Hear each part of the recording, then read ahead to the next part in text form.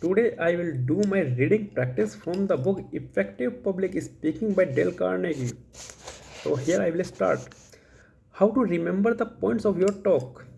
There are only two ways by which we can possibly think of a thing. First, by means of an outside stimulus.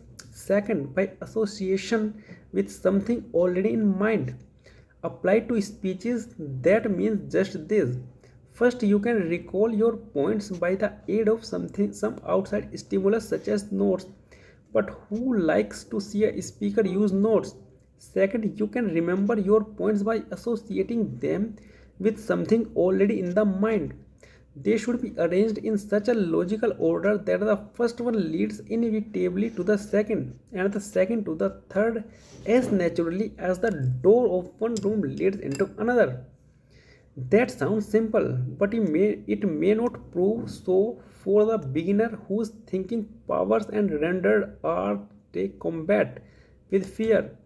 There is, however, a method of tying your points together that is easy, rapid, and all but foolproof. I refer to the use of a nonsense sentence to illustrate.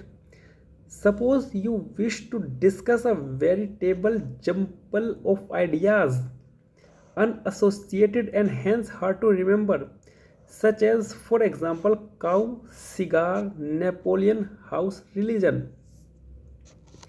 Let us see if we cannot weld those ideas like the links of a chain by means of this absurd sentence.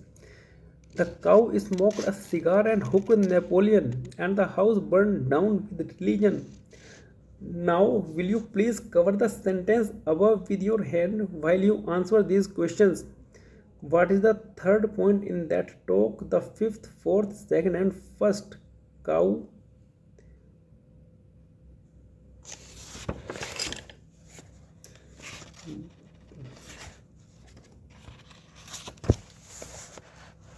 Does this method work? It does, and you who are trying to improve your memory are urged to use it. Any group of ideas can be linked together in some such fashion, and the more ridiculous the sentence used for the linking, the easier it will be to recall.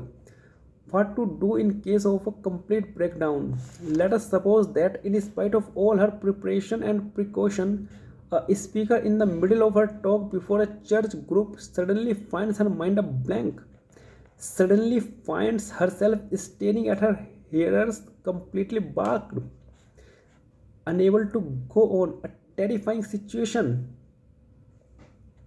Her pride rebels at sitting down in a confusion and defeat. She feels that she might be able to think of her next point of some point if she had only 10-15 seconds of grace, but even 15 seconds of frantic silence before an audience would be little less than disastrous. What is to be done? When a certain well-known US senator recently found himself in this situation, he asked his audience if he were speaking loudly enough, if he could be heard distinctly in the back of the room. He knew that he was. He was not seeking information, he was seeking time. And in that momentary pause, he grasped his thought and proceeded. But perhaps the best lifesaver in such a mental hurricane is this: use the last word or phrase or idea in your last sentence for the beginning of a new sentence. This will make an endless chain that, like Tennyson's brook, and I regret to say, with as little purpose as Tennyson's brook, will run on forever. Let us see how it works in practice.